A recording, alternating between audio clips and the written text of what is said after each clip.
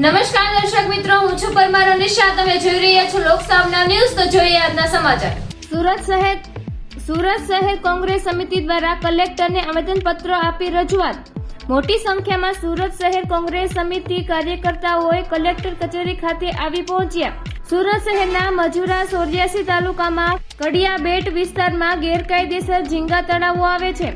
જે સરકારી જમીન પર ગેરકાયદેસર ઝીંગા તળાવોના નિર્માણ અને તેના દૂર કરવા માટે રજૂઆત. તે ઉપરાંત સુરત જિલ્લાના માંડવી ખાતે 21 કરોડની ટાંકી ધરાશય મામલે રજૂઆત. આ એજન્સી દ્વારા ઓલપાડમાં પણ 20 જેટલા કામો કર્યા છે. તેમાં પણ એજન્સી દ્વારા મોટા પાયે ભ્રષ્ટાચાર કર્યા હોવાનું સામે આવ્યું છે. તેની પણ તપાસ કરવામાં આવે તેવી માંગ છે. જનતાના પૈસા ભ્રષ્ટાચારની ટાંકીમાં વહી ગયા છે, પરંતુ સરકારના પેટનું પાણી નથી હલતું.